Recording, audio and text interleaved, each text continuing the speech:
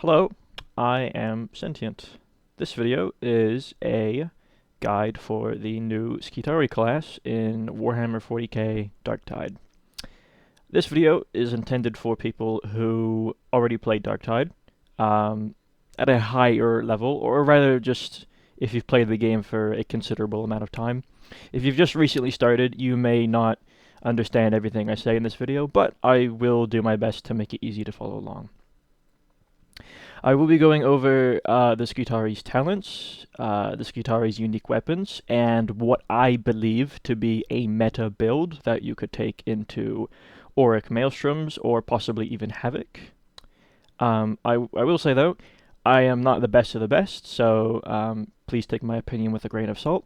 I have played the game for about 700 hours, I think, but I still want to share my opinion with you. Because I believe I can give you some valuable insight. Now, with that said, let's actually talk about the build I have here for you. So very briefly, just if you want to know what the build is, I'll just show it to you. It's the paired Teutonic Blades. I would probably drop cleave efficiency so that you can have that go down to 60. And either the Phosphor Pistol or the Arc Rifle. I prefer the Phosphor Pistol for this because it just simplifies like dealing with a high value target that needs to die like immediately. And I'll go over the talents real quickly. I branch up to here in the top because I think Galvanized Coating is a very good node, and I'll come back to all the talents individually later, but we're just going to rapid fire this. I believe taking the Servo Skull specifically, the Medicae Servo Skull, is very useful if you don't frontline, or you try to keep yourself alive. This can be very good to have if someone unluckily gets caught by a sniper shot, or they get netted by a trapper, or they get crusher overheaded by accident. Mistakes happen. This is a very good thing to have because you can't immediately go rush over there and help them. I believe taking Cord Claw. Now, Cord Claw specifically with redline capacitors, I think is pretty good. Cord Claw can do a lot of things. It can kind of horde clear. It can deal with crushers. And redline capacitors really helps Cord Claw even more. And I think with Cord Claw you can maintain the benefits of redline capacitors a lot as well. The auras I will go in more detail over as well later, but I think just taking Thrower into Creed is the kind of easy option for us. It's certainly better than this node up here, so I would take this. The things down here are pretty good to have as well. They synergize well with Cord Claw and a more melee focused build. So that's just short and simple of it, but now I'll give you the long version. If all you wanted was like what to build, yeah, so you can have that now. But I specifically like the Transonic Blades because they can do a little bit of everything. They have great horde clear, in my opinion. And when you swapped into like the armor piercing mode with the top-down attacks, like the vertical slashes, it can deal with crushers a bit slowly. You could probably drop maniac damage for carapace armor damage if you were having trouble with crushers a lot. But that's what the Cord Claw's for. I feel like we can kind of afford to have no truly dedicated way to deal with Carapace armor if we take Cord Claw, because Cord Claw we can use it very often, and it can consistently, at least in Auric. I'm not sure about like Rotten Armor crushers in Havoc. I don't know if it will one-shot them. I think it should still, but this can one-shot a crusher if you hit them in the head with a weak spot hit. And then the Phosphor Pistol. This is just a good weapon. I don't know if it's as good as the Arc Rifle. I would say the Arc Rifle is Skitarii's strongest weapon, but I'll go over the weapons separately later as well. I just prefer the Phosphor Pistol for this. I do take flak armored enemy damage and unyielding enemy damage, mainly because I think the DOT that the Phosphor Pistol applies to enemies, I believe that is boosted by the damage perks. So getting that DOT onto a boss, because I believe that buff either lasts until the enemy dies or it lasts just a very long time, can just help chip down a bit more health. And blessings, opening salvo is very easy to take advantage of. You really don't have to wait very long at all between shooting. And with the other blessings available, I felt like Crucian Roulette was the next best option. Up here with the Transonic Blades, I feel like Shred is a little bit better than Riposte, as Riposte and what's the other one called? Forgive me. What was it? Yes, Precognition. They're a bit weaker on these blessings are a bit weaker on the Transonic Blades than they are on something like the Combat Blade. So, but you can get a higher crit chance with Shred. The rest of them, though, I'm not sure about. You could probably take Rampage. Rampage and Savage Sweep are both a bit weaker on this weapon as well than other weapons. But these blessings are fine as well. As for the unique blessings, I don't think they're particularly good. Bladed Momentum might be good, but like the use case for this is you're killing like trash mobs, right? Like the Groaners or Poxwalkers, right? And then there's like a Crusher mixed in or like a Scab Rager. Then you can quickly swap to the armor piercing mode and then kill them much quicker this way. Because it is a considerable amount of rending when you get all 4 stacks, so I haven't tried this. It could work. I personally feel like it's going to be hard to get a big benefit out of this most of the time, so I'd rather just take the safe options of like Savage Sweep and Shred. Right, moving on now, I think we can actually talk about the talents. So I'll go over everything here, not just what's in this build, but I'll go over each ability, blitz, or a keystone. But before that, I actually want to talk about the capacitance mechanic with the Skitarii. So unlike the other classes, when you use your ability, it just goes on cooldown, and then you can use it again later. Whereas with the Skitarii, like, his ability cooldown it's just called capacitance, right? And when it goes up, you can gain, like, 1 use of your ability, and then it can keep recharging, right? Like, you can basically stack the ability on top of itself. Now, some abilities only use 1 charge of the capacitance, right? Like the Cord Claw. Advanced Combat Doctrines uses 1 charge at a time, and Voltaic Emitter can use up to 3 charges simultaneously, like in one go. So it is an interesting mechanic. Most of the time, I think you're going to be looking at these 3 nodes to be generating more capacitance. I don't think Augmented Power Cycle is particularly good. I mean, if you're in this part of the tree, like, you might as well take it if you can't afford these other things. But these other things are just generally better than Augmented Power Cycle. Let's actually talk about the abilities separately now. Now I'm going to be talking about them in a vacuum. And what I mean by that is if I quickly reset the talents here. Say we're going to talk about Cord Claw next, right? When I say in a vacuum, we're going to take the bare minimum we need, right? And also maybe the most sensible choice to actually get to it, right? And we're also not going to consider any of the... actually, no, we will consider the ability modifiers for all of these, right? So with Cord Claw Strike, powerful heavy melee attack using the Cord Claw, guaranteed critical hit, and has 50% rending. Already, 50% rending is pretty cool, but the guaranteed critical strike, well, that would instantly trigger power redistribution uplink, which is great. That gives us a bit of toughness back, but it also gives us the toughness damage reduction over 3 seconds, which is pretty good. And then this as well, Voltaic Restoration. This is great. Since the Cord Claw is kind of meant to be spammed, or it's just used regularly, used often and regularly, so giving yourself and everyone in Coherency 20% toughness just by using your ability is great. I think this is this is a great ability, right? Just because of the way you get to it. As for the ability modifiers, Satiated Steel, another great ability modifier here. It's pretty hard to not get a kill when you use Cord Claw, right? Even if you have Axial Slash.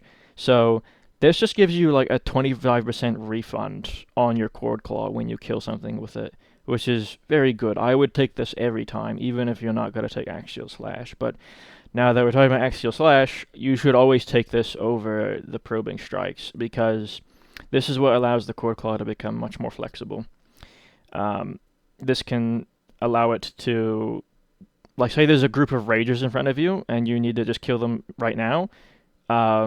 You just do Axial Slash, right? You just do the swipe attack with the Cord Claw, and even if it doesn't kill them, it will stagger them. They'll be knocked to the ground, so it instantly just incapacitates them, right? Either it outright kills them, or it makes those rages easier to deal with. So this is a good ability. These are great modifiers. I would always take these two if you're gonna take Cord Claw. But on to the next ability. We'll go over here to the right. We'll probably... You could go either one of these, but I'm going to choose to do this because this has good synergy, like with the plasma rifle, the arc rifle. But any of the other weapons, you probably would go with this, right? So we'll just go with this. That's good to have as well.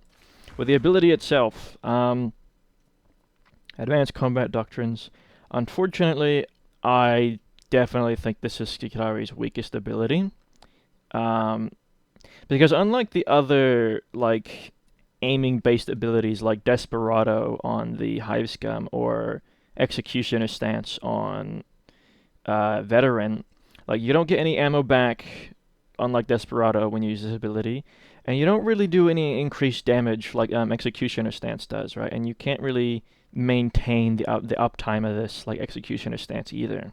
So, but what does it actually do? You spend 25% capacitance, swap to your range weapon, 90% spread, 90% recoil, and you get basically aimbot. But the way the aimbot works is questionable. It's not aggressive enough for me.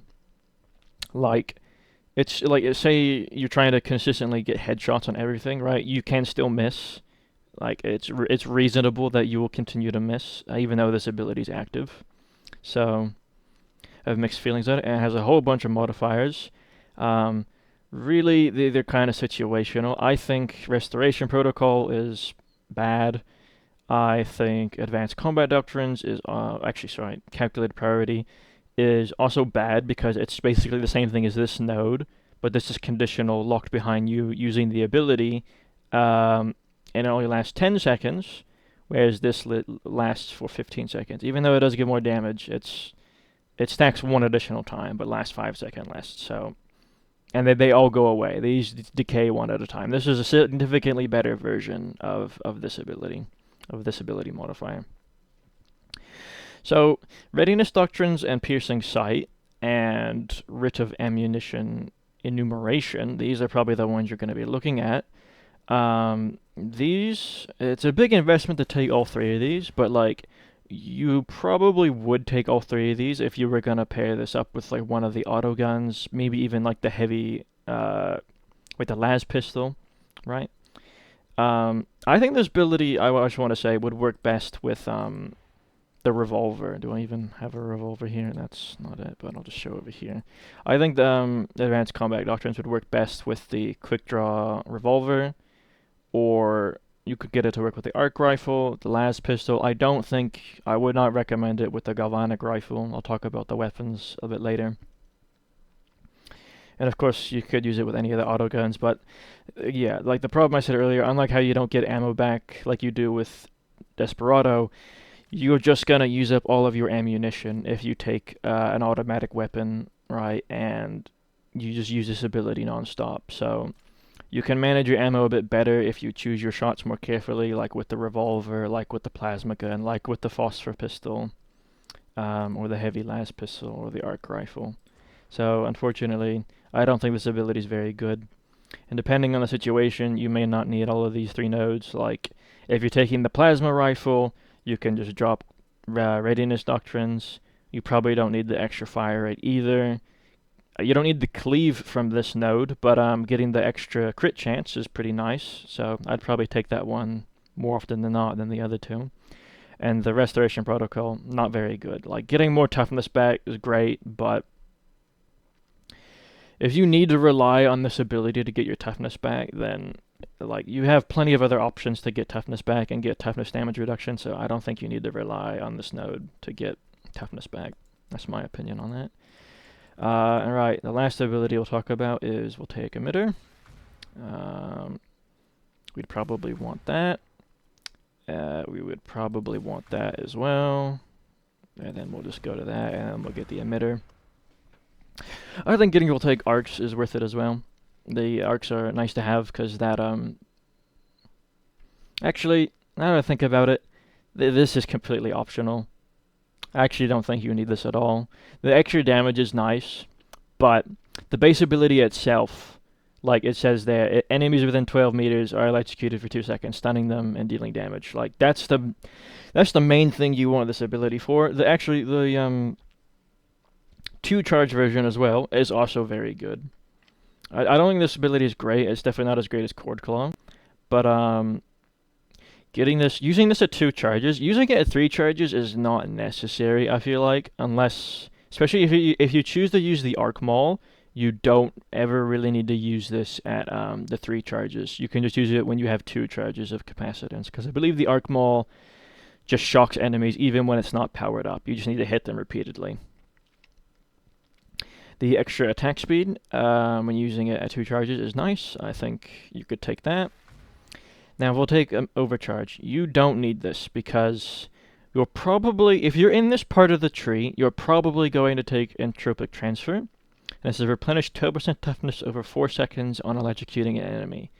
And what does Voltaic Emitter do? It electrocutes enemies. So you're already getting toughness back just by using the ability, right? Like, unless you skip this node. But if you're going to take this ability, you're going to be in this part of the tree, I probably wouldn't skip this node. I wouldn't go for either of these. So you don't need this. You could take it if you really wanted to. This is a more low investment ability. So, but I would be with Voltaic Emitter like this. Talking about the ability itself now. Yeah.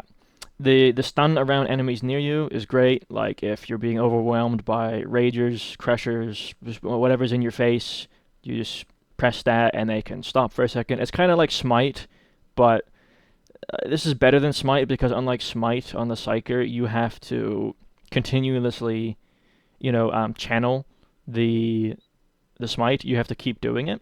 You just pop this and you can keep doing something else. Or you can immediately go into backing up because you need to regroup with your team, or you can like commit to actually killing those things that you've just stunned. So this is better than Smite in my opinion. And then the utility as well of disabling ranged enemies. If there's like a pack of gunners in front of you, a squad of gunners, right, and you can't kill all of them fast enough, then using this to have their weapons jam is really great. That helps your team close the gap. Again, I don't think it's as good as Cord Claw, but we're just talking about it in a vacuum. This is an okay ability. This is perfectly fine. Right, we'll move on to Blitzes now. We'll talk about the Servo Skill. The Servo Skill by itself is not very good, I feel like. Like, the ability to do the data interrogations is great. So don't get me wrong, that feature of the Servo Skill is really, really, really good. But using the Servo Skill to attack enemies it's a bit like the dog on the Abilites, right? It's more consistent than the dog, but you just don't. I wouldn't rely on it to kill enemies. Now, some people do like to take Newspheric Command only, and they won't have an ability, right? And that they will spend all of their capacitance using Newspheric Command. I have not tried that myself. I think it's a little bit. It's just a meme build, in my opinion, right? Like, you can kill stuff with this, right? Like, it will work, but like, you should always have an ability, in my opinion, right? And the base ability is just a much worse version of Voltaic Emitter, so I would not recommend taking Newspheric Command. If you're playing seriously, like in Auric or Havoc, I would not recommend taking Newspheric Command. As for the other 2 options, though, the Medicae Servo Skill, great. I would always try and get this if you're going with a Servo Skill. Medicae Servo Skill is great, because like I said at the beginning of the video, people make mistakes. They will do something stupid, or they'll just get unlucky, and they'll be on the ground and they need to be revived. You can just help them out with this, right, without risking your own life or one of your other teammates. The Purgated Servo Skill, I've had mixed feelings on this. I did use it for a while. I liked it for a while.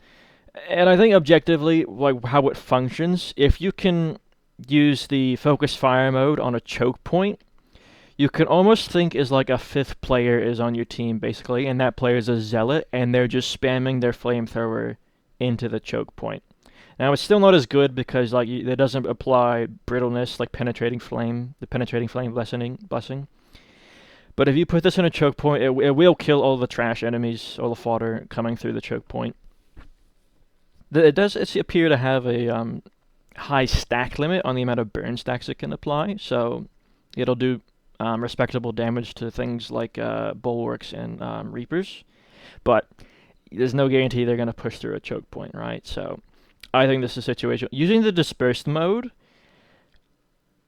I prefer to use the focus fire mode, but the dispersed mode is okay. But at that point, the only thing it's going to be killing is poxwalkers and groaners, and right, like you could just melee them for free. So I don't think this is that great. It's certainly not as good as the Medicae Servo Skull. So if you're taking the Servo Skull, take the Medicae Servo Skull as well.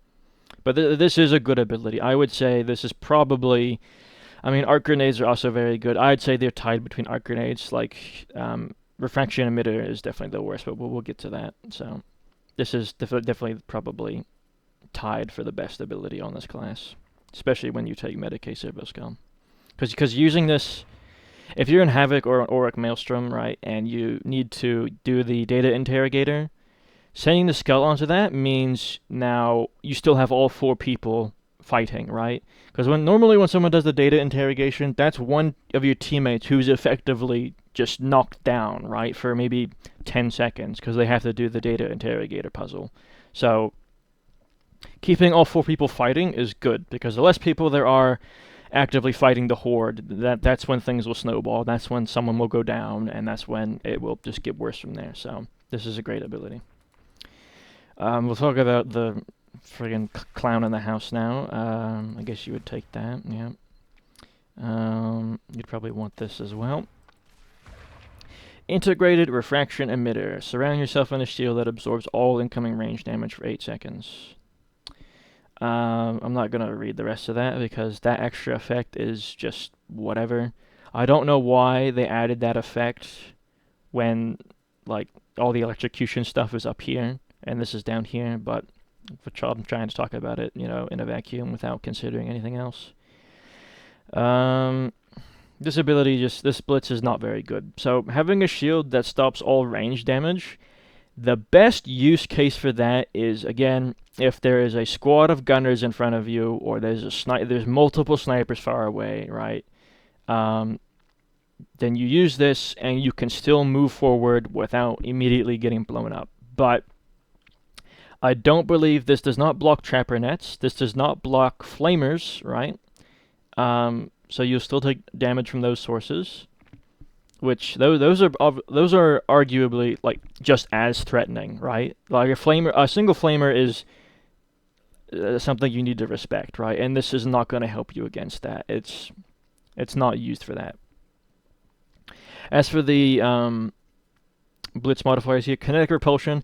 This is True Grit on the Arbitrator, but infinitely worse, because whereas True Grit has 100% uptime when you take it, this is limited to your grenade, right? Like, this is a limited use True Grit.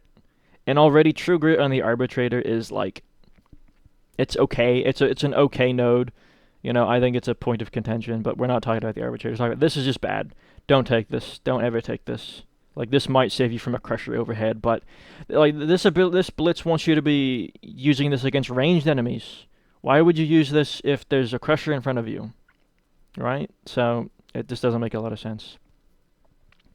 When your refraction emitter ends, shoot up to 4 arcs towards enemies in front of you, based on the number of attacks that you absorb. So the arc mechanic that they added with Skitarii, on paper is good. It's good on the arc rifle, it's good on the arc maul, but the other sources of generating arcs are not as good, I feel like, because you need to do a lot of arcs rapidly to get good value out of it, I feel like.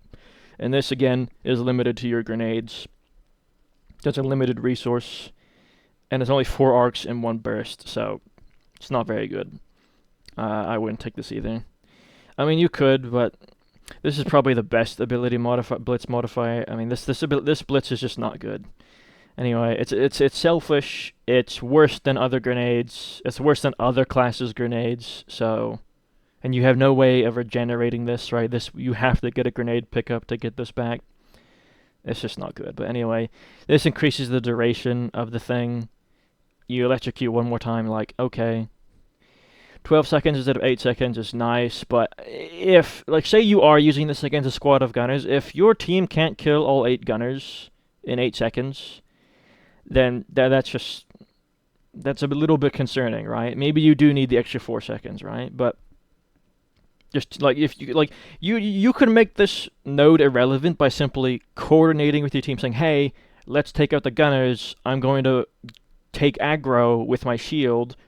Can you please shoot them while they're not shooting at you?" So like it just gets made redundant by team communication. So it's not a very good blitz. None of these are particularly great blitz modifiers. So enough said about that. So I do apologize to all the integrated refraction emitter enjoyers out there. But let's talk about the last one now, arc grenades. You definitely would take galvanized coating. I don't know why you would take this anyway. The arc grenade by itself. This arc grenades, they're like, imagine a crack grenade. It's a hybrid child between crack grenades and the boom bringer on Hive Scum. This is pretty good. This is very good at dealing with a pack of crushers, especially when you take the overcharge arc grenades for the 2 extra arcs, right? Actually, I'm not even sure if it's the arc itself that does. I'm going to assume it's the arcs themselves on this that do the bulk of the damage, and it doesn't have like a hidden blast radius it's like a normal grenade. So I would take this as well. This, on the other hand, like, this is questionable because I know the explosion radius is not 8 meters, but it's close enough to where if you throw this at a horde, like a squad of gunners, it's probably just going to kill them all. So why would you want to disable their weapons if they're all dead? So I don't think you need to take this blitz modifier here. This, on the other hand, is good because if for whatever reason there's any crushers left alive after you use this, they're just going to be easier to kill, and who doesn't want that, right? So this is a good grenade. Like I said, it's a hybrid child between the boom bringer and the crack grenade, and both of those are already pretty strong. So this is definitely good. This is tied with the Medicae Servo Skull for being the best blitz on the Skitarii. Right, we'll quickly do auras, because that's pretty easy to talk about. We'll talk about, you could get that. I think the sensible thing to do would be this. I think that's the fastest way to get it. But anyway, Resurgence. You and allies in Coherency regenerate 50% toughness, Coherency toughness, regardless of enemy proximity. Right. You're probably a good person if you take this aura, but I want you to understand something. Coherency toughness regeneration is terrible. Even when you're not in combat, if you're relying on coherency toughness regeneration to get your toughness back, that something has gone very wrong. This does not help the problem. Not in the slightest. This takes half of half of a small number still makes a small number, right? And coherency toughness regeneration is a small number. So unfortunately, this is not very good. If instead it said you and allies in coherency regenerate 150% coherency toughness, regardless of enemy proximity, or at least 100%, then it would be much better. It would be much, much better. But right now, I think this is his worst aura. This is the worst aura on the Skitarii. So that's my 2 cents on it. All right, we'll go over to ammunition deposit next. You probably would want that. This is good. And then we'll just go like this. You could make the argument for going from this way as well, right? So I think these are both valid. I just think, having more ammo is good because okay, we're considering it in a vacuum, so you don't need more ammo. You don't need more of that. You want toughness damage reduction. You want this damage. Okay, so we'll do that. You and allies in coherency have 10% ammo reserve. I guess maybe you would do this then, because that's not truly a vacuum we're talking about.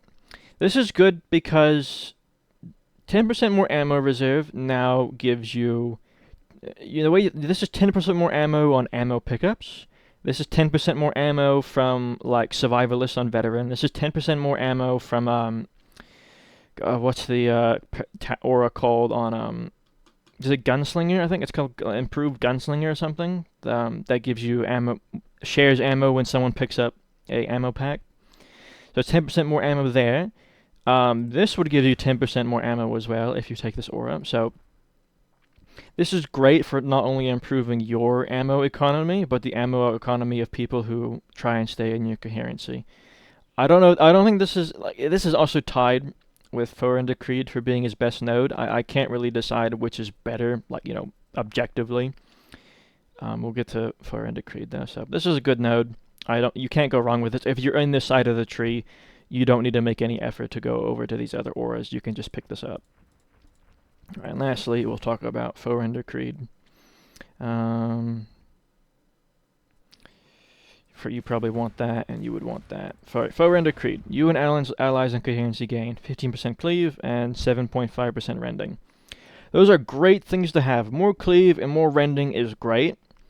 I just think the amount of cleave and rending this aura gives is a bit lackluster. If this was doubled to 30% cleave and 15% rending, then it would be the best node. Probably it would be better than ammunition deposit, but 7.5% rending for everyone in your team is good, right? I think that is as good as this at least. And the extra cleave is nice. A lot of the other classes have other ways of generating cleave, so it's not as good as the rending, but this is just a good aura. I don't have much more to say about it. Right, and now we'll finally talk about the Keystones, and then I'm going to go every of the blue perks or the blue talents by themselves. That'll be much more quicker though. Right, I'll start with redline capacitors. Spending or gaining a charge. Now let's just actually quickly go this way. Spending or gaining a charge, ability charge, grants 5% toughness damage reduction, which is good, and 5% more capacitance generation for 12 seconds, stacking 4 times. Additionally, you have 1 max ability charge. This is a pretty good node, I feel like. No matter what ability you pair it with, this is a good node. Actually, having said that, I think this synergizes the least with a voltaic emitter. It synergizes the best with Cord Claw, and it's just okay on advanced combat doctrines. The reason why this is good is because these 3 extra keystone modifiers, this is not necessary. This is okay. This is fine. This is actually good. This is pretty good, actually. It's just expensive to take all 4. These are all great keystone modifiers. Like with the meta build I showed earlier, you just don't need surge extension. But 50% rending while at or over 3 stacks of redline capacitors, that's great. More rending's great. Another ability charge and another stack of redline capacitors, so that would be up to 25% damage reduction and 25% better capacitance generation, right? This is good. This is good. On ability use, gain 5% strength for each charge you had on your... These 2 keystone modifiers synergize very nicely. Very nicely indeed. So, the idea with this keystone is, as long as you're regularly generating capacitance and you're regularly using your ability, you're going to get a lot of value out of this. And Darktide is a game all about, spamming your ability. Like in other classes, when your ability is off cooldown, that means you're about to use it, right? At least at high level. So you want your ability on cooldown as much as you can be. And it's the same with Skitarii. Like, you just get the luxury of kind of choosing when. Like, this gives you a bit more of a window, because you can have more stacks of your ability. It doesn't actually... This only ever consumes 3 charges, so if you're at like 5 stacks of your 5 charges, and you use this, you'll just go down to 2 charges. So, I'm not sure if it synergizes that well with this. I think I said that, yeah, this has the worst synergy with this keystone. You can still take it, but that's just my opinion on it. This is just a good keystone. You get toughness damage reduction, and you can make your ability come back faster. So, what more could you ask for? It's pretty good. Like, if you don't need to deal with armor, you could probably drop Capacitary Limit Override. But I would always take these two. Even no matter what ability you're taking, I would always take these two modifiers. Right, we'll go over to Power Overload now. Well,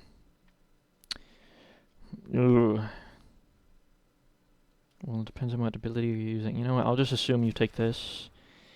That's really bad. Well, it's just, yeah, that's pretty bad. And we'll take this. Right, Power Overload. Basically how it works is when you or an ally in Coherency kills an enemy, you get a stack or 2 stacks if it was an elite or specialist that was killed. At 30 stacks, you do the Power Overload. You and everyone in Coherency gets 15% more damage and 15% damage reduction. That's pretty good. So this is great. This scales better on higher difficulties because there's more things to kill. And if people are staying near you, you can get pretty good uptime on this. And 50% more damage for you and the whole team, as well as the toughness damage reduction, is great. Pretty good. But it gets better when you take Static Capacitor Drain. This rewards you basically just for not dying and, you know, getting kills, which you're going to be getting kills. You and your team, that's the objective of the game, is to kill the enemies. So as long as you don't die, you can definitely get some great benefits. This gives you another 15% damage permanently, 20% damage reduction permanently, and 25% more capacitance generation permanently. I would say you hit the 24 stacks, like the overloading 24 times. You would hit that most often before the halfway point. So you're getting that capacitance generation for at least half of the mission. In harder difficulties, like Auric or Havoc, that would only be happening sooner. Like, you get that even before leaving, like, the first third or the first quarter of the map. So you can get good uptime on that capacitance generation and use your ability more often. You and allies in Coherency restore 20% toughness and 20% stamina when the overload occurs. That's great and all. The reason why this isn't good is because you just can't control when the overload's going to occur. And, you know, a lot of that toughness might be wasted. A lot of the stamina might be wasted as well. So, I don't think that's a very good keystone modifier. I wouldn't take it. The overload now applies execution to enemies in melee range. If you're going up to this top tree here, then yeah, this is okay. If you're a melee build that's going up this way, then yes, this is good. But this is kind of like the ranged part of the talent tree, so there's a little bit of anti-synergy going on here, right? Like this is giving you ranged, like, toughness per second, and this is encouraging you to use your ranged weapon as well. So you're not always going to be in melee range to electrocute those enemies, right? It's just like, this is basically a worse version of Voltaic Emitter. It's a lot worse, right? But you get to do it for free. So again, though, you can't control when this happens. So that's the major downside of this. Gain 5 stacks for each charge spent. This goes great with, I would say with any ability. I think it synergizes the worst with advanced combat doctrines because, like, sure, you can use your ability, right, and instantly gain the charge spent, right? Because, like, it'll go down from 3 to 2 technically, even though you only spent 25% capacitance. Like, that's not how this ability is meant to be used. Just, like, you know, clicking it and then going. You're meant to stay in this ability, and that this, even if you use all 3 charges, you have to wait for them to come back. This synergizes the best with Cord Claw, and it can be okay on Voltaic Emitter. Again, this probably isn't necessary in higher difficulties because you're going to be killing, you and your team will be killing so many things, you're probably going to hit all 24 overloads with or without this. If you're struggling to hit all 24 overloads, then you could probably take this. You could afford it, I reckon. Right, and now the last keystone is Flensing Protocols. And how would we go about that? You would probably want that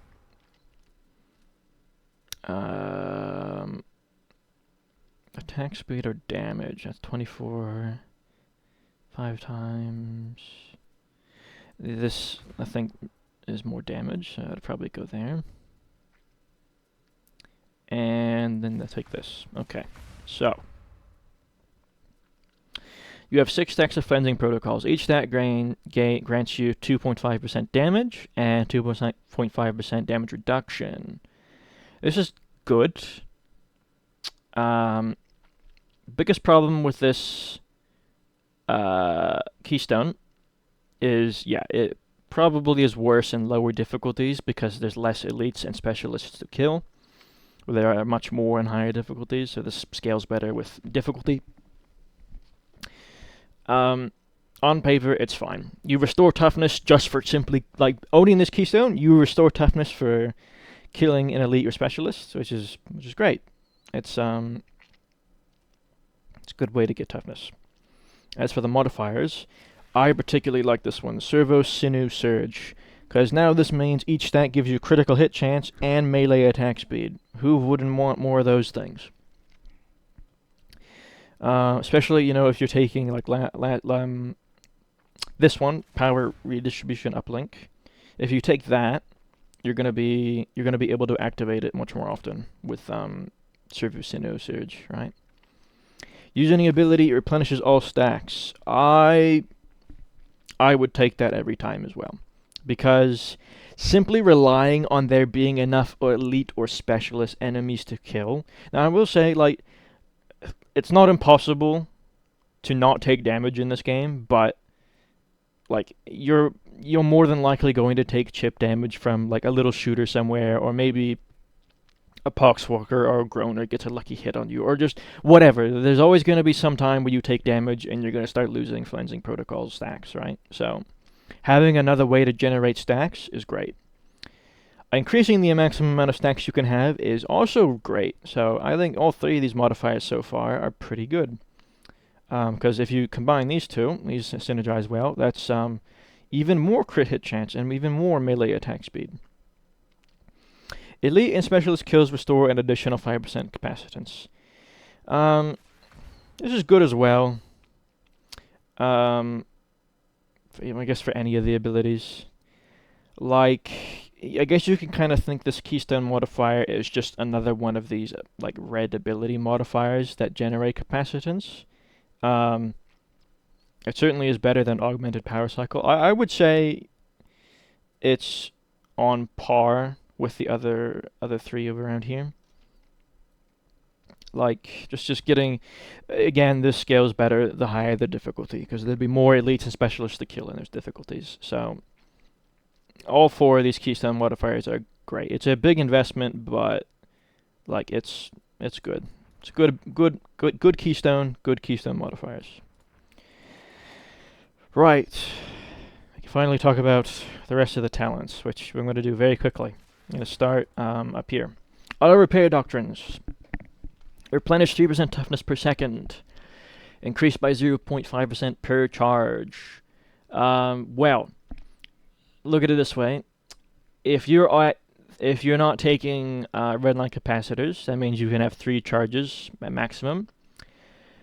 Like I said earlier, the Darktide's about using your ability as much as often, right? So with Skitarii, like your cue to use your ability is once you reach 3 charges. So pretty much you're never going to have that extra benefit of the 3 charges, like the extra 1.5% toughness generation.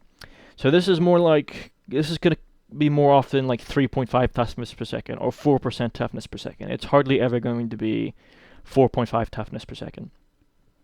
And even if it was, it's just not good enough. That's just not enough toughness per second. It's nice to have, but like, I mean, obviously if you're going somewhere else, you will still take this. Like, you wouldn't just wrap around from the other way. You especially would never wrap around this way, and I'll get to that, and that reason why in a minute. But it's probably the weakest of these 4 options. So let's keep going. Pushing an enemy grants 50% more melee cleave. It's very similar to that one talent on the Arbitrator that also gives him cleave on push. So, and having more cleave is great. especially with big sweeping weapons like the Devil's Claw Sword or the Transonic Blades, so that's good. Voltaic Burst. Staggering enemies with a push applies execution.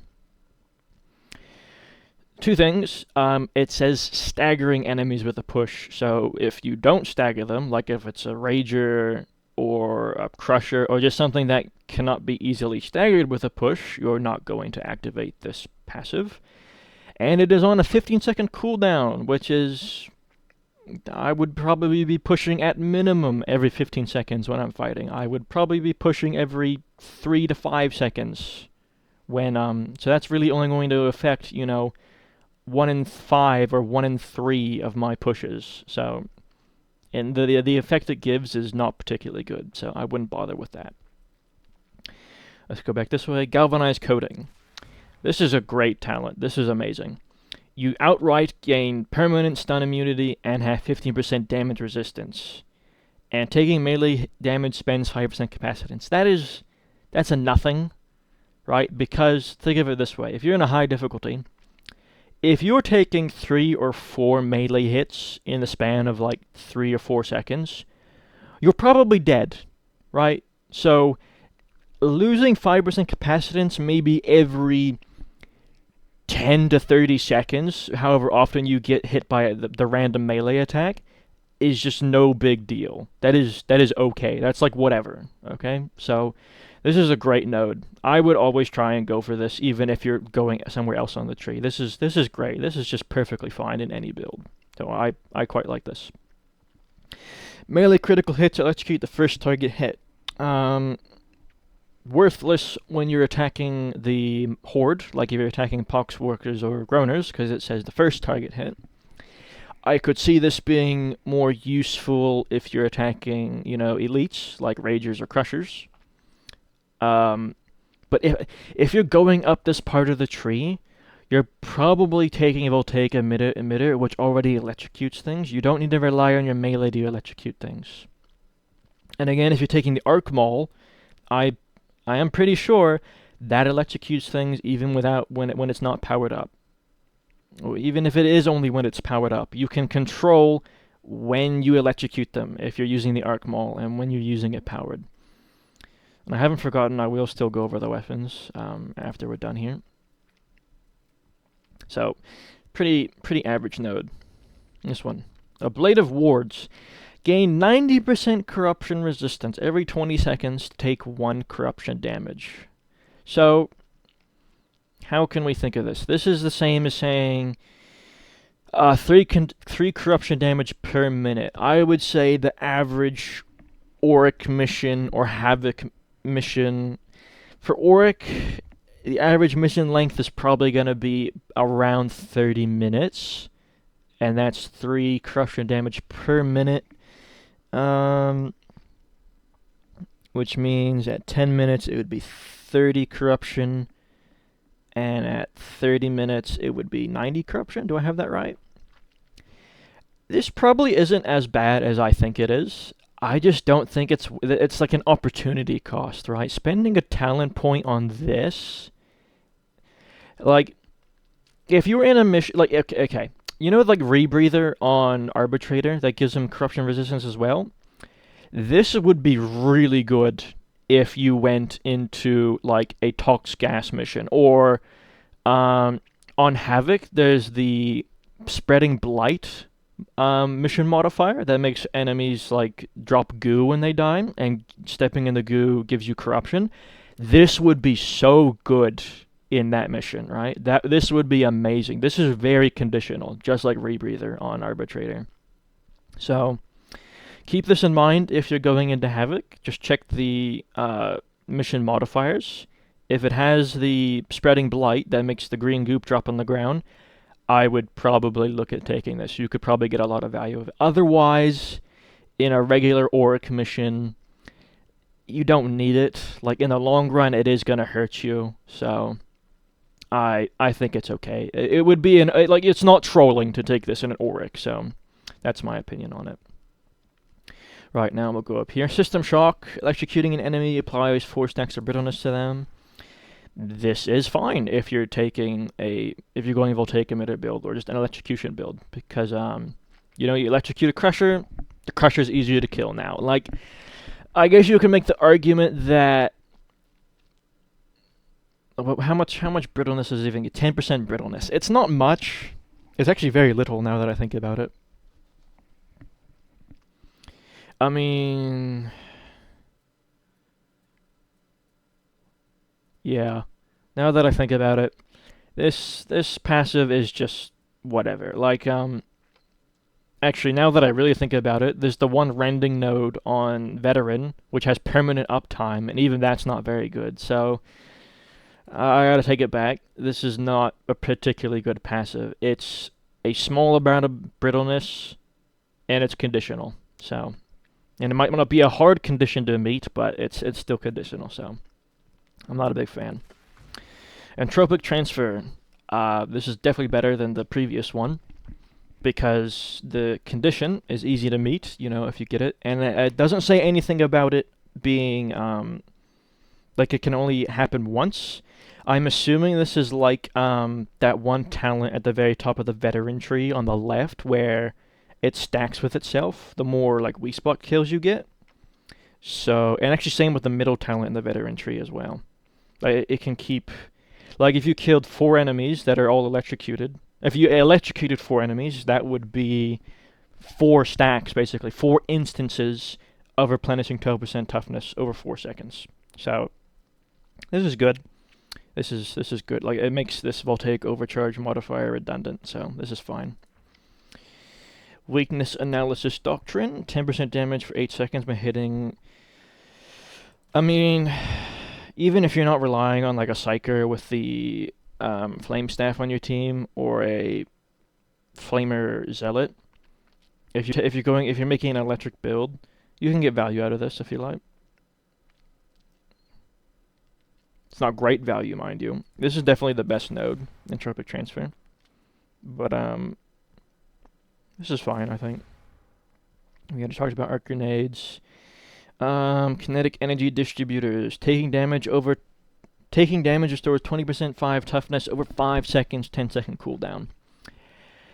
I think that is average, to be honest. It's conditional. 10-second cooldown. You get half.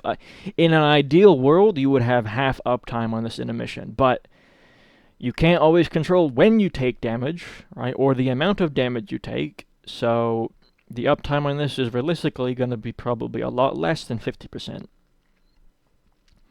And like, you don't want, like, you wouldn't want to optimize the uptime of this anyway, because that means you're trying to take damage to get benefits from this. Like, no, that is unfortunately not how you play the game. So I guess if you have the point for it, go for it, but I would ignore that.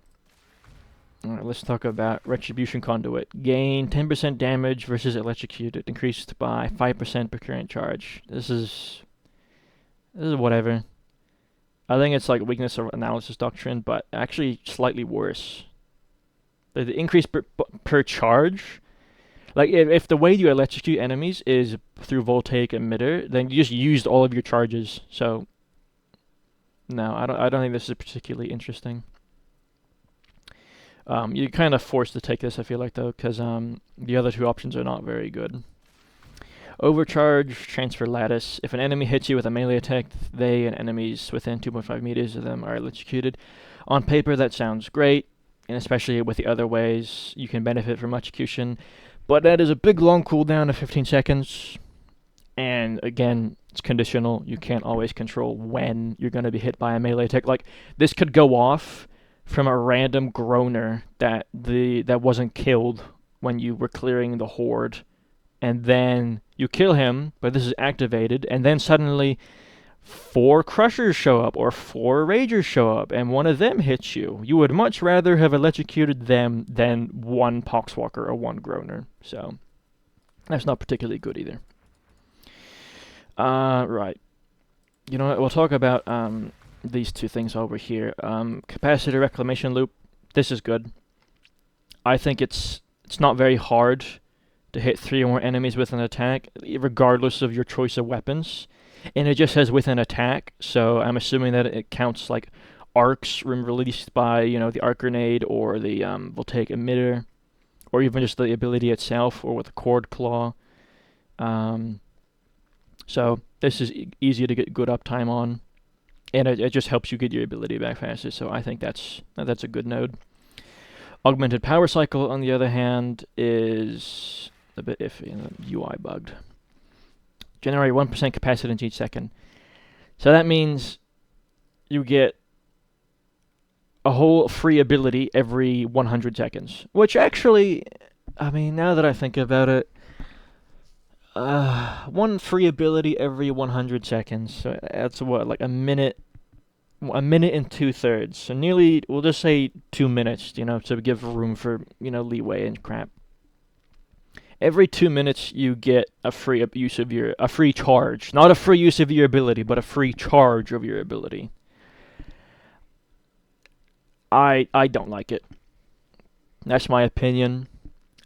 I think, like, statistically, this would probably add up to something over the course of a whole game. You could probably get, I don't know, 8, 10, I'm not even doing the math, I'm just kind of thinking out loud, 8 to 10 free charges, I say free in quotations, using this ability modifier throughout the match. These other ones, though, are going to be generating at minimum 10 extra charges when you play. So that's just how I feel about it. Right, now we'll go over to the right here. Binary Ballistics Protocol. Elite kills restore 15% toughness over 3 seconds. That's fine. It's a little similar to that one veteran talent at the top of his tree. I think it's slightly worse, though. This is slightly worse than that talent. But it's a way to get toughness back, and these two options are good. It's certainly better than auto repair doctrines, so it's good. Mobian Conductor, gain 50% damage for 10 seconds on ability use. I think this is conditional, in the sense that this would not synergize very well with... It synergizes the worst with Voltaic Emitter. It's okay with advanced combat doctrines. Like, yeah, I guess it's okay with this, because you ideally want to spend at least 10 seconds in advanced combat doctrines. Well, ideally you want to spend at least 4 seconds, So you could benefit from that. It has the best synergy with Cord Claw, because you can spam Cord Claw, you can get this 15% damage, you can get really good uptime on this with Cord Claw. Threat detection imperative, range kills reduce toughness damage reduction by 4% for 8 seconds, stacks 5 times. It's good. This is great if you take the arc rifle. Because the arc rifle is kind of designed to just be fired into a crowd of enemies. Even at the horde, the arc rifle has just pretty decent ammo economy, so you can afford to just kill groaners and poxwalkers with it. And the stacks decay 1 at a time, stacks 5 times. This is good. So that means it would take a maximum of 40 seconds to lose all 5 stacks. That's great. This is a good node. Ammo cell augury, great node. This is just more ammo, and who doesn't want more ammo, right? Who doesn't want to shoot the gun more? This makes, again, like I said earlier, this makes ammo packs more efficient. This makes survivalists better, so it's just good node. I'll talk about this now. Weak spot kills generate 2% capacitance.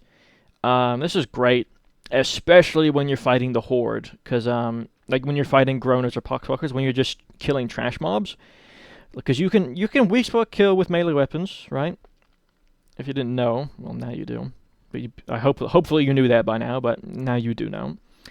So simply killing like the trash mobs with weak spot kills, you're going to get so much capacitance back from that. So this is a really good node. This might even be the best out of all of them. I think Flux Conduit build-up's pretty good as well, but we'll get to that a little bit later. Gunsmith. Short and simple. This is really good for the arc rifle and the plasma gun. I don't think it would work very well with any other weapon. especially like the revolver or the phosphor blast pistols, anything with a small magazine that reloads frequently. That said, though, gain 50% reload speed. If you are gonna go into advanced combat doctrines and you are gonna take like the revolver or the phosphor pistol with readiness doctrines, then yeah, that's a lot of extra reload speed. That's 40% more reload speed. But you just gotta watch your ammo, right? Because even with ammunition restoration pod, you're gonna get a bit of ammo throughout the whole mission, right? But not immediately. So yeah, just this encourages you to kind of waste your ammo a little bit, I guess. But you know, in a vacuum, good node, nothing wrong with it. Same with ammunition restoration pod. This does greatly boost your ammunition economy across the whole mission. So it'll be every 150 seconds. So that's like that's like 2.5 minutes, I think. Every 2.5 minutes, you would get 10% of your ammo back, which is good. Which means after every 2.5 minutes, I don't know if it's 20 minutes or 23 minutes, you get all your whole magazine back. Anyway, the point is, you probably, by taking this passive, you're gonna get a whole free reserve back, right? Like a whole free ammo reserve back. So this is a good node. Ranged elite kills increase damage by 5% for 15 seconds, stacks 4 times, stacks decay 1 at a time. It's good because it'd be nice if it just said like elite kills, but it says ranged elite kills. This definitely benefits the arc rifle the most, or the plasma gun the most, I think. Like, it obviously syncs up pretty well with advanced combat doctrines, because you're going to be shooting a lot with this ability. And this galvanic marking array, this encourages you for shooting, so I guess if you're going all in on shooting your gun, then this is a good node to have. Rad sync. So I think there's only one way to make this passive work, and that's with the plasma rifle, and you're using a charge build on the plasma rifle. Now, specifically, you'd probably be doing it with the new mark of plasma rifle, the what's it called? I think I have it favorited here. Yeah, the Mark III. This is the one that explodes instead of piercing. Because the reason why I think that's the only way to make this passive work is you would want to at least spend 2 seconds to get both stacks of this, and you get 20% more damage in the next shot. Anyway, short and simple, it's not good on any other gun other than the plasma gun. It might be okay on the phosphor pistol. It probably is. It's probably okay on the revolver. But you're not gonna, like, I don't think you're gonna change any breakpoints on, like, one-shotting an enemy or two-shotting an enemy with rad sync, and you're, like, this encourages you to shoot less, right? So I guess this would be fine on the galvanic rifle as well. Usually when you got your gun out, though, you're going to do shooting. You're going to shoot a bunch, then you're going to go back to your melee weapon, then you're going to shoot a bunch, or you're going to reload, and then you're going to shoot a bunch, and then you're going to go back to your melee. Just constant swapping back and forth. This encourages waiting. Darktide is not a game about waiting, so it's very iffy. I don't think it's not very good. Increased range damage versus ogres and monstrosities and captains. This is interesting because no other similar passive on other classes gives bonus damage to captains. It's either only like ogres and monstrosities, or just monstrosities, or just infested and monstrosities, whatever. But this is good. Increased range damage on bosses, basically, is great. Makes the arc rifle better. Makes the phosphor pistol better. But you wouldn't mag dump like an auto gun into a crusher. So this would be better to mag dump into a monstrosity or captain. This is a good node. Superior defense engrams, range kills, grant stacks. Each stack replenishes 1%. This is fine. Problem is the stacks don't decay one at a time and only last 8 seconds. This would pair nicely with the arc rifle again. I just want to say as well, a bit unrelated, like I'm just gonna kind of stop talking about talents. I wouldn't recommend taking the arc rifle with advanced combat doctrines. I know there are some builds out there that might do like what do you call it? They would take the arc rifle and then one of the blessings would be like charmed bullet. You could probably drop Cavaclade if you were doing this build, but you'd probably have Cavaclade and charmed bullet, and then or charmed reload is what it's called. Sorry. And then you would go to advanced combat doctrines, right? And you would take piercing sight for even more crit chance. The problem with that is, sure, the ammunition in your clip is going to go down significantly slower, but the ammunition in your reserve is still going to be consumed at the same rate. So that's why I don't think it's particularly good to pair the arc rifle with this ability. That's just, again, what I think, you know. And who cares what I think, right? I'm just Chud on the internet. Anyway, this is an okay passive. It's not a great way to replenish toughness, especially for anything other than the arc rifle. So, yeah. Not very good. Superior tracking litanies. 50% movement speed penalty while bracing or aiming down sights. Additionally, you gain minus 30 spread. This is designed to be used with the auto guns, is what I feel like, to kind of increase the spray and praying, you know, the bullet hosing, which is a good way to waste all your ammo. So, but even if we don't consider that, the buffs this doesn't increase your damage. It doesn't really increase your movement speed. It doesn't increase your damage resistance. It doesn't increase anything that you desperately want more of. So, no, not a good node. Precision combat augers. If it said 15% damage for the next 5 seconds on successful dodge, it would be very good. But it says 15% damage for your next attack on successful dodge. That means one attack after dodging is going to do 15% more damage. This node is terrible. Please never take that. Melee, a hybrid combat covenant. This is similar to, like, what's it called? Skirmisher? No, it's not Skirmisher. It's the talent on Veteran in the bottom right of his tree that gives him bonus damage when he swaps weapons. There's one on Psyker as well, I think. This is fine. 8 seconds is enough time to benefit from it. The only problem is getting 5 melee kills is really easy. Getting 5 ranged kills is either going to take a lot of ammo or is not going to be anywhere near as easy as getting 5 melee kills. So, really, I guess you could say this is going to be a larger boost to your range damage than it is your melee damage.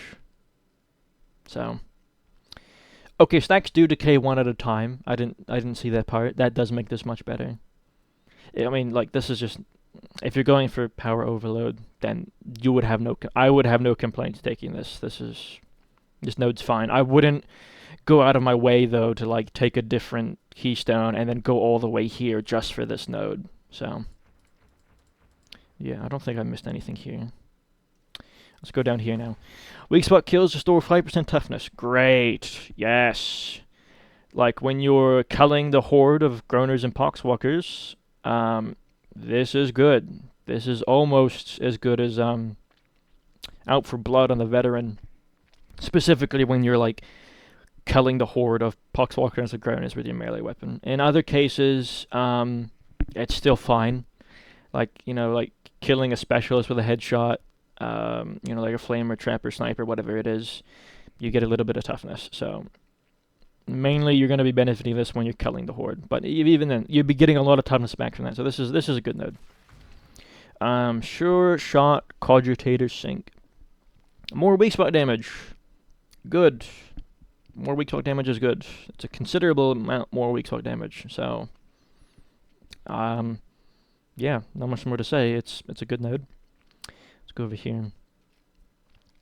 Target neutralization feedback. Weak spot kills grant stun and suppression immunity for 4 seconds. This is encouraging you to take it with advanced combat doctrines. At least that's the link I'm making in my mind. Because this doesn't say anything about you becoming immune to suppression or stun, right? Which are things you would want if you're going to be spending a lot of time in this ability. So, but then right beneath it is the refraction emitter, and like, who cares if you're being suppressed? You're not going to be stunned by range. You're not going to be stunned by gunners when this is active. You can still be stunned by melee attacks, but ideally you use this when there's not many melee enemies around you. So, I don't know. I feel like this is a bit of anti-synergy here between these two things. So, synergizes well with that, but this in a vacuum, this is not a really good node. It's better than those blessings though. It's better than like Ghost and God, what do you call it? Ghost and Between the Eyes, I think is what it's called. I know I can get it here. Like, yeah, Between the Eyes and Ghost. It's a better version of 2 blessings, right? But these blessings, you would never take these blessings. These blessings are pretty bad. So, yeah. That's my way of looking at it. It's just a better version of 2 blessings. This one, right. Sustained Assault Doctrine. Good. Especially if you have a good melee weapon. So it just says on a successful melee attack, the more you're attacking things, it's like, I guess you could say it's like Shred, but instead of crit chance, it's damage, and you don't need to chain the attacks together. So this is good. This is a good node. It's like a really strong blessing. Hits grant 2.5% damage reduction. This is good. This is pretty good. It's a shame it doesn't decay 1 at a time. It would be pretty strong. It would be very, very strong if it decayed 1 at a time. But this just means you can like cull the horde a little bit, right? Or even if you just like, as long as you're attacking something at range or with your melee weapon, you're getting toughness damage reduction, which is good. That's exactly when you want toughness damage reduction, when you're like in melee range and you're attacking something. So, pretty good node. Adaptive combat calibration. Gain 30% cleave while above, 15% toughness, and 30% impact while below. I guess that's good. It's not very much cleave. The impact is nice, but again, you don't want to actively have less than 50% toughness to benefit from it. I don't even know if that extra impact would help with breakpoints on like staggering things like Ragers or whatnot. I don't think this node's particularly good. The melee cleave's nice, but it is technically conditional, so pretty okay node. Pretty average. Flux Conduit build-up. This is really good, especially if you take Last Stand Relay and Flensing Protocols, because you can, or you just have a weapon with a high crit chance, like the Phosphor Blast Pistol, or the Revolver, or the Las Pistol, and the Combat Blades. This actually gets critical bonus as well, actually. So, yeah. Take something with crit chance, build more crit chance, and you're going to get a lot of value out of this. This is probably hard to say for me personally, but I think this might be the best capacitance generation node for the Skitarii. 25% damage resistance while sprinting or sliding. Like, sprinting or sliding, like in combat, is already a way of mitigating damage, right? If you kind of think about it, like those are defensive actions you're taking, usually, unless you're sprinting towards the enemy. So, I don't really see why you would want damage resistance while you're doing a defensive action, right? Like, you don't need to stack defensive attributes on a defensive action. At least that's what I think. I just don't think this node's very good. Uncapped Arrestor, this is good. You get more melee attack speed when you melee attack, which is great. Your pushes have 75% impact when at or above 75% stamina. No. This is not good. Because pushing costs stamina, and you're probably going to go below 75% stamina after one push. But you don't normally chain pushes together, I guess.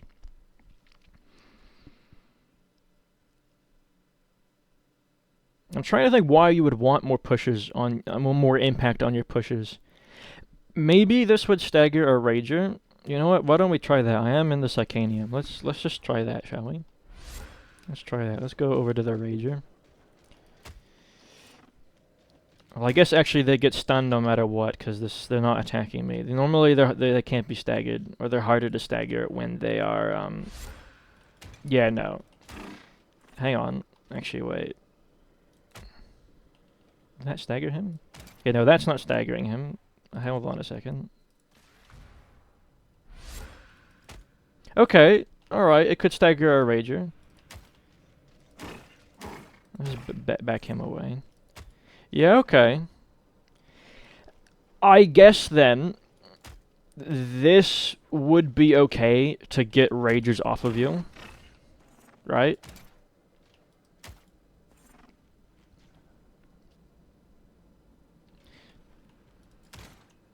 Doesn't seem to work really on him. I guess, okay, I don't know it does. You know what? I think it's okay. I guess it's good. I would prefer either of these two things on the other side.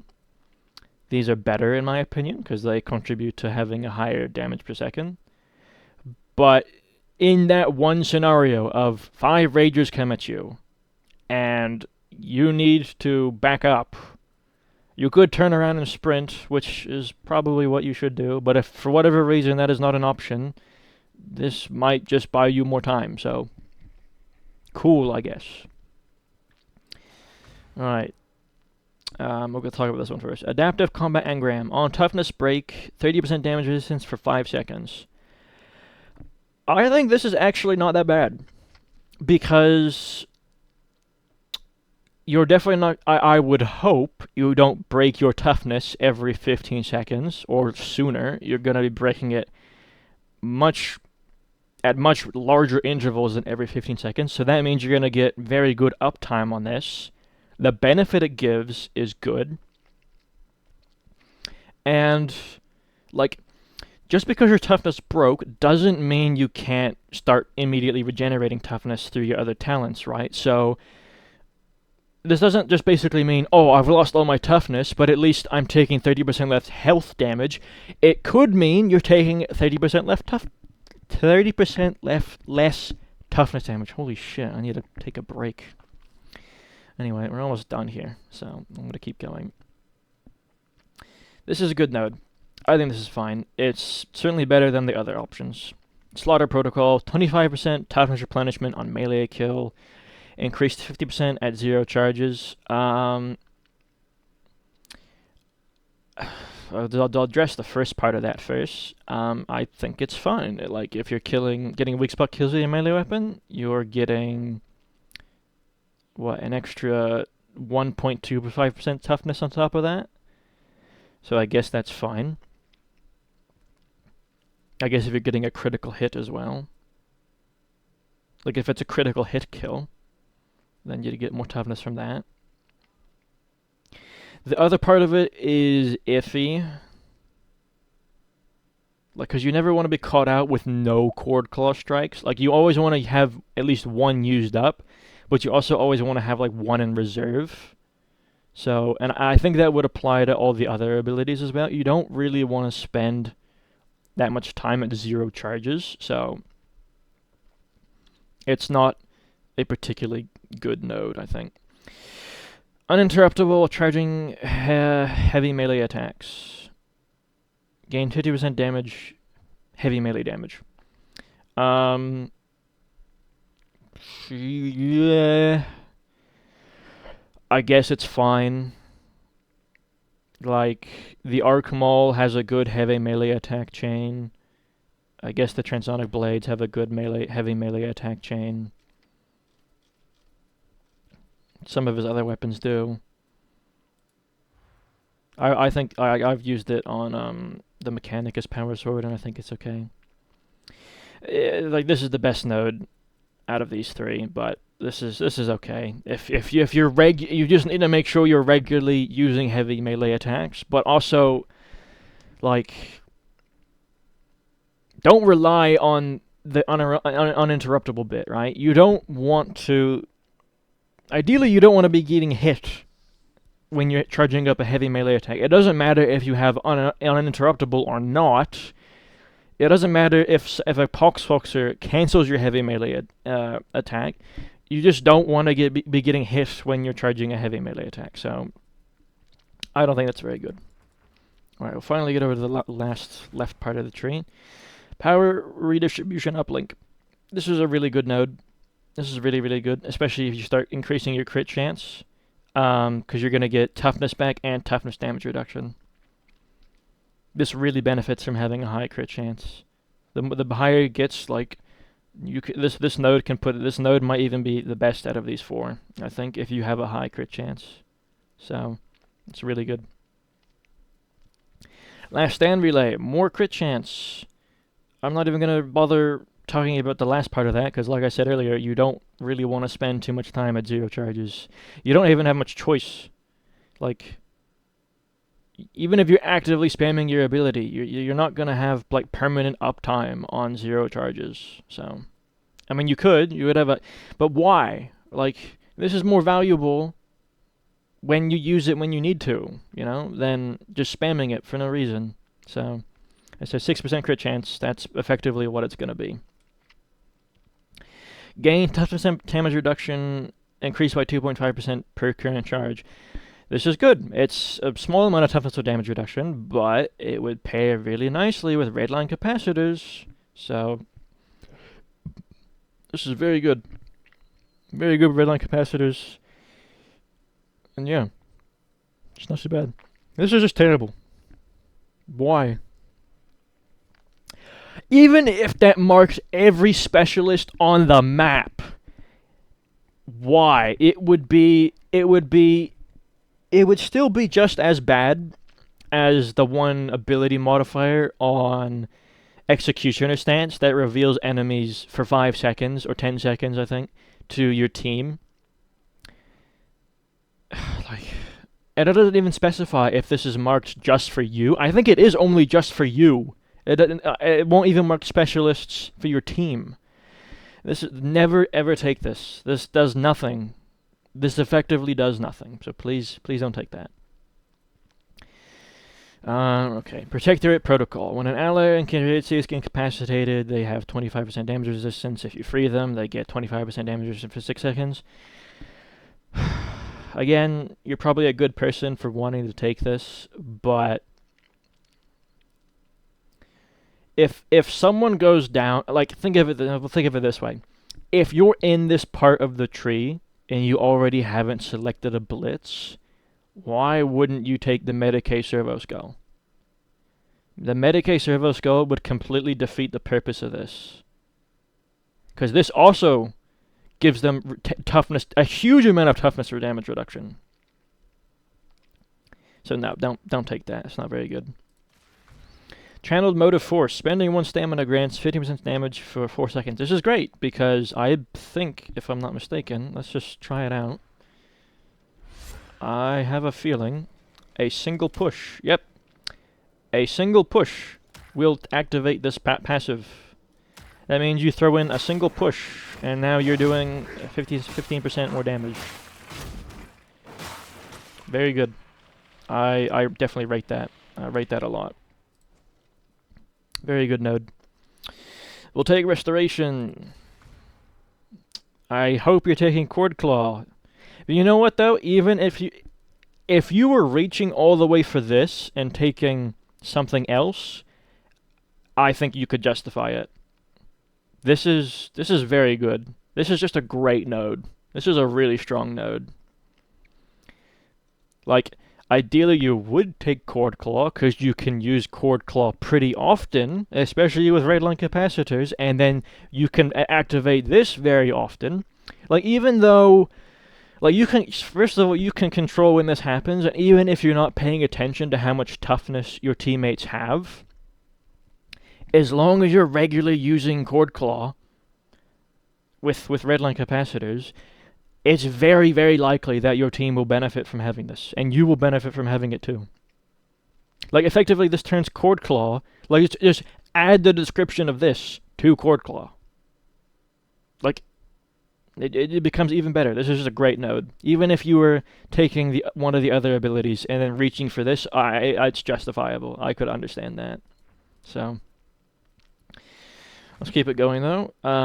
Omniscient Recharge Litany. Hitting 3 or more enemies with an attack. Restore 10% toughness over 3 seconds. Good node.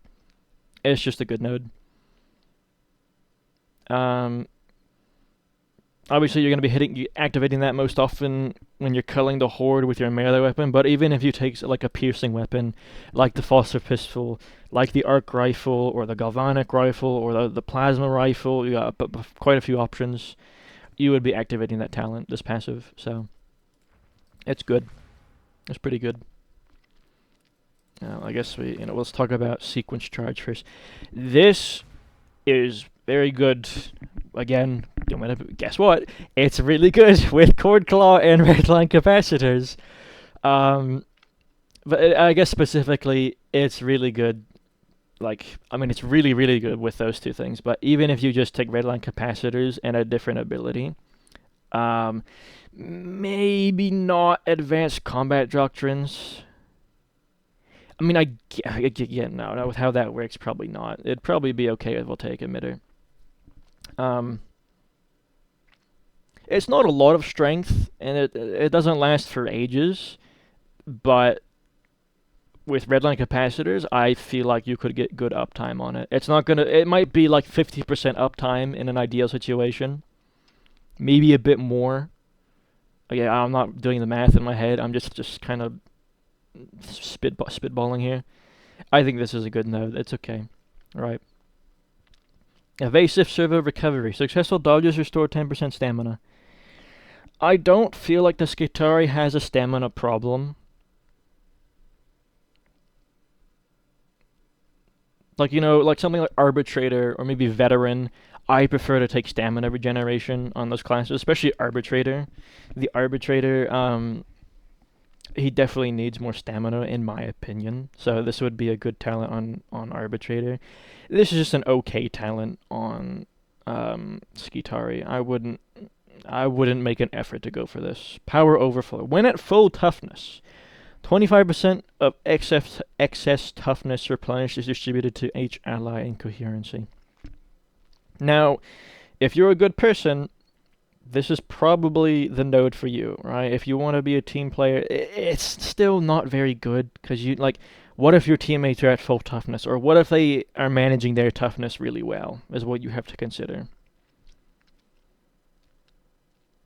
Like, taking this node is kind of playing the game for them, and you don't want to do that. You want to encourage your teammates to manage their own toughness, to manage their own resources, to manage their target priority. You want them to play the game themselves. So, but that said, though, you could probably get value out of this, especially if taking like Surge Extension. Like there's a bunch of ways to get a lot of toughness, like Voltaic Restoration. So this is probably a good node. It's justifiable in my opinion. All right, there's only 2 more left now. Salvation Doctrine. You know what? Do I even bother talking about this? Because you're forced to take this to get here. Gain 20% damage resistance while reviving an ally. Gain 20% revive speed. The extra revive speed is good, but right now at least, the meta on Curios, as far as I'm aware, you probably can afford to take ally revive speed on your Curios, so you just don't need even more revive speed. And I could just never justify taking target prioritization Psalms. I could never justify this. Even if it was to get this node, that's not good enough. It's not a good enough excuse to go through this. And you could still be stunned, right? Even if you don't take this. If you don't take this, you can still be stunned out of the revive. So, no, this is not very good. Data sensor protocol. Short and simple. I think this is a worse version of Shield of Contempt on Zealot. And if you don't know what that node does, basically what that node does, I think it's like every 8 or 10 seconds when someone in Coherency takes toughness damage, they gain a shit ton of toughness damage reduction. But you can't control which ally this will occur on. You can't control when it will occur, and it is a really long cooldown. 15 seconds. No. No, I don't think so. We're forced to take this to get Railgun capacitors. I mean, like, it's not completely useless. Someone will get a benefit from this, but it's only going to be once in a blue moon. You know, like, who knows how much value you're going to get out of this. It's not much. Anyway, that finally concludes all the talents. I don't think I missed anything. We'll wrap this up pretty quickly now. I'm going to talk about his weapons now. The unique weapons, at least. The Transonic Blades are definitely his best melee weapon. They have good modifiers. Penetration, finesse, and critical bonus. Those are great modifiers to have on a weapon. Cleave efficiency. Like, the way I've got this set up here is not optimal. You can definitely... I think you can afford to have this be 60 and the others be 80. You can have this go down to the minimum. It has all right blessings. There could be better blessings. I mean, you know what? The blessing selection's actually pretty good on the Transonic Blade. This is definitely his best melee weapon. Mechanicus Power Sword. I think the Mechanicus Power Sword is worse than the regular Power Sword that Veteran gets. I really do think that. Mainly because the moveset on this is terrible. The moveset on this is so bad. Like, it gets 2 Vanguard sweeping attacks, right? Like, most of the time, I feel like you always want a weapon that can deal with a big crowd of enemies, whether it is your ranged weapon or whether it is your melee weapon. Generally, it should be your melee weapon, but this is okay at killing crushers. It's okay at bursting down one target. Like, the damage is really good. Don't get me wrong. This thing does plenty of damage, especially when you manage like the special stacks that it has, right? This does plenty of damage, great damage. But the move set is just so bad. It's just so very, very bad. Yeah, I mean, maybe you can make it work. It's like I said, it's decent at killing crushers. The damage is fine. It probably has good boss killing potential if you just keep all of the extra charges, like the special charges on the weapon. And lastly, the Arc Maul for melee weapons. You don't have to build it like this. I mean, this is what I've just chosen, even without this. Anyway, good moveset. This has a great moveset. Same with the Transonic Blades, but that's because it can swap like modes. This is a very good moveset. It doesn't show here, but these relentless attacks can be chained into. Like, they can be chained infinitely. Like, if you do both heavies, or even if you just do the 2 lights and then start doing heavies, you can chain those infinitely. It doesn't loop around, which is great. There's a very good moveset. Very good moveset. As for the weapon itself, it's good. Good damage, good attack speed, and the special option, and the special charges, is good. I mean, you don't need to put it on top of the electricity build. Like, if you want to do an electric build, you don't need the Arc Maul to make the electricity build work. It's nice to have, but you can totally just use a different weapon. Like, you could do like the Combat Blade or the paired Transonic Blades, and you just take the Electrostrike conduit. I know I said this node is like kind of average, but if you take a weapon that already has a high crit chance, then you can get value out of this. So, good weapon. The empowered attacks are good, especially dealing with crushers or like a pack of ragers. Especially if you do the sweeping heavy attacks against like a pack of ragers, they can deal with them pretty easily. The horde clear is fine as well. I wouldn't really recommend using the empowered version against like a horde of poxwalkers or groaners, but yeah, normally that's the time where you farm up those charges on poxwalkers or groaners. Just do the relentless heavy chain. And as for his range weapons, the arc rifle is the best without a doubt, I think. It can do everything. Like, even if I just equip it like right now on this test build with no talents, actually it probably won't be that good, and you need the talents to make it work. But even with the right talents, yeah, with the right talents, the crusher damage is perfectly fine. It does good against everything else, like even without any talents. Like with talents, it just gets better. It gets so much better with talents. So it's a very, very good weapon. As for the other two options, I like the phosphor pistol. It's just a slightly better version of the revolver, in my opinion, and the revolver is already a good weapon. The extra little gimmick it has of like the seemingly permanent like on fire debuff is okay. Like it's an okay amount of damage. It's not great. Like, it's not great on a big enemy, but like you put it on like, I don't know, even there, like it's probably better. Like you get a crit or something. Well, a crit will just kill. See, I think it is permanent until the enemy dies. It just seems to be. Oh no, it's not. It just lasts quite a long time.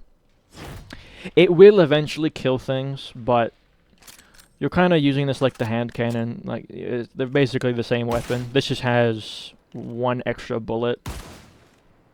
It reloads faster because it has the speed loader. So overall, it's nicer.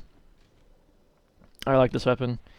And lastly, we'll talk about the galvanic rifle. I think this is probably the worst.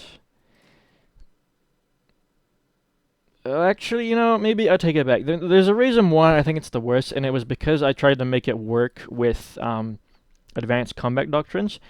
I don't think this weapon synergizes very well with advanced combat doctrines. Like, the idea in my head with this weapon is you have a different thing, right? Maybe you're making like a melee focus build, like kind of like my meta build here. This is a bit more melee focused.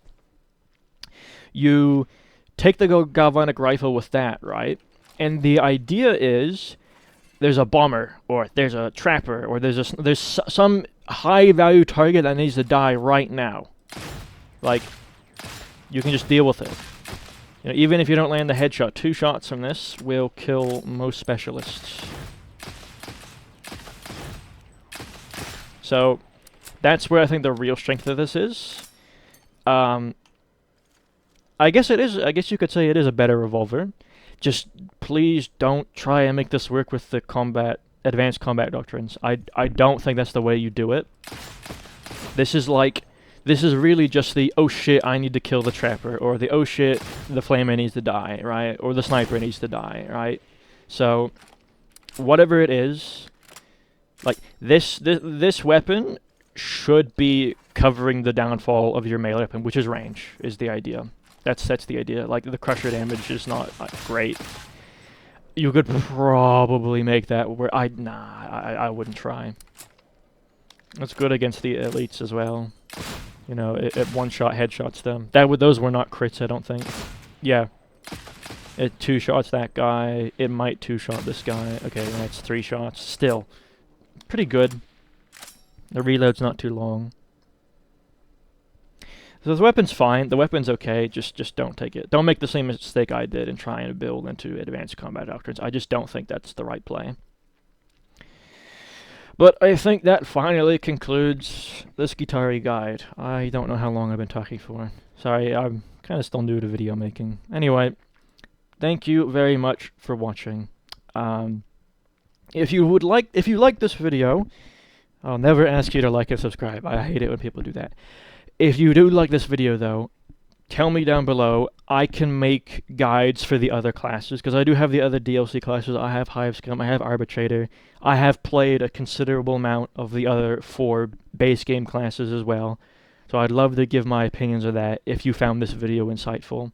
Or if you're just new to the game and you've watched this video and you've somehow made it this far without understanding everything, I would also love to make just a beginner's guide to Darktide, like starting to explain, like what even is cleave, or like what is rending, what is brittleness, why do I need toughness damage reduction, or like I would love to answer those questions as well. So please tell me if you would like to see that. And yeah, that's it. Thank you very much for watching.